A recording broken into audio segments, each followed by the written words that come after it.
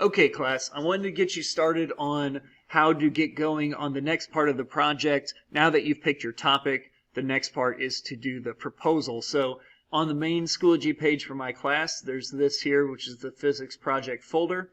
In it, you'll find three separate folders: general information, which is where you can find your topic, as well as the general information about the project. This is the one we're going to focus on today, the proposal presentation, which has a list of the planning guide as well as a rubric for how I'm going to grade it. You'll also find this folder, which is the experimental analysis presentation. If you are done, if you get to the point where you're ready to start doing your experiment and your testing, this is already on there and you can look at that and get started from there. But I'm not expecting you to get to that until about March. The proposal itself is going to be due at the end of February at the latest.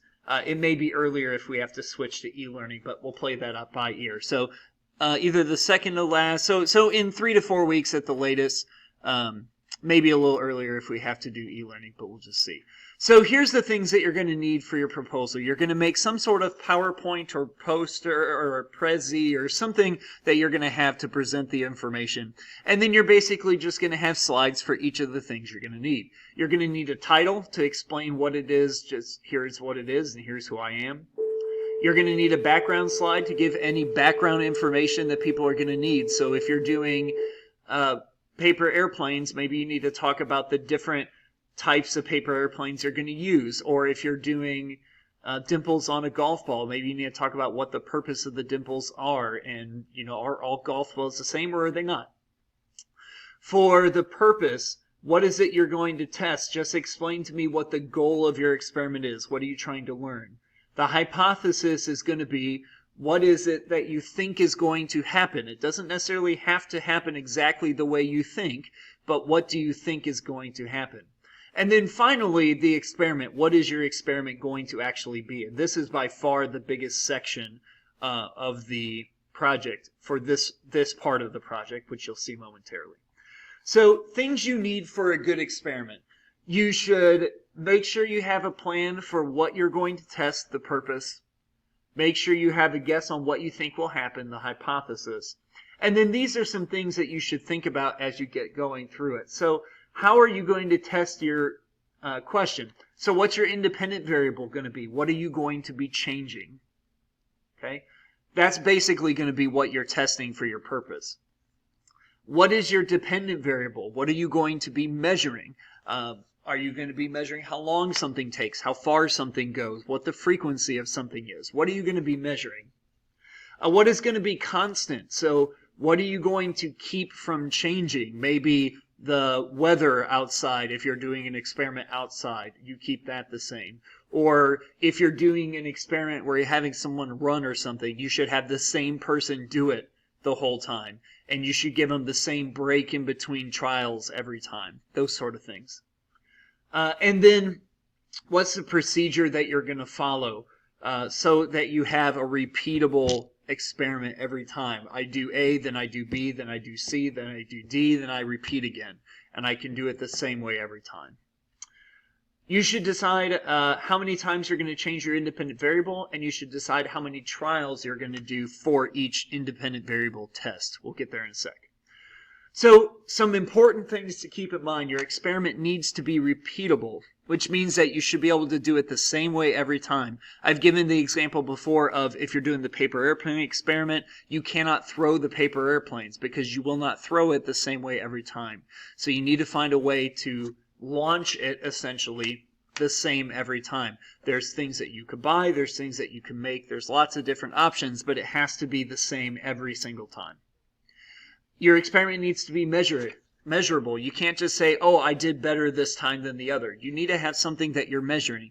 Time, distance, frequency, mass, whatever it is. You need to have something you're measuring. You can't just say, oh, I was better at this than another thing. You have to have something that you're actually measuring.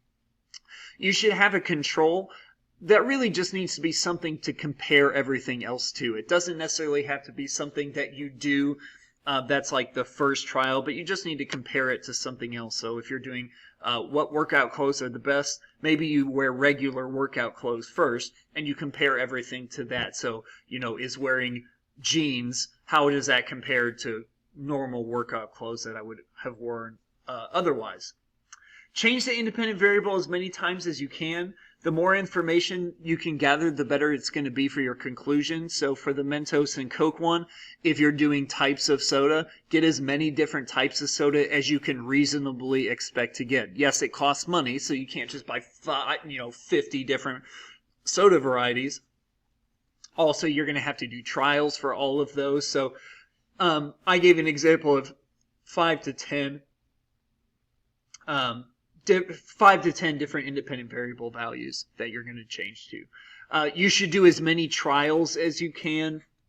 Okay. The only reason we do 3 usually in our labs is because we don't have time. You're going to have, 2 to 3 months or whatever to do these. So you're going to have lots and lots of time to do it and get it done and get it taken care of. So you should do as many trials as possible. I suggest 5 to 10. And that may mean that you have to do your trials over several days, and that's fine. But you should do as many trials as you can. The more you do, the easier the analysis is going to be. And then you should account for error. So talk about what are some possible sources of error. This is something you're going to have to pay attention as you're doing the lab.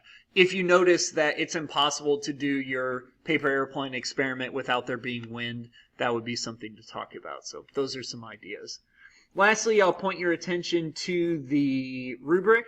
This is going to explain how everything's going to be graded. It's out of 20 points. Your title slide is a point, background a point, purpose a point, hypothesis 2, and then the experiment is worth 15. So make sure you're spending time talking about and going over the experiment and doing a really good job thinking about how you're going to do that. That is mostly what I'm grading. What you should focus on is, do you have a plan for the experiment? And can you explain that to me? So I'm the one you got to convince that this is a good experiment that you're going to do. At this point, you've just picked your topic, but that's not a guarantee that's what you're going to do. If I don't think yours is repeatable, then you're going to have to either come up with a new plan or do something different. If I don't think you can do enough trials, then you might have to do something different. So keep that in mind. If you have any questions, let me know. Make sure to read through everything in depth, but you can use this information to get started on doing your proposal.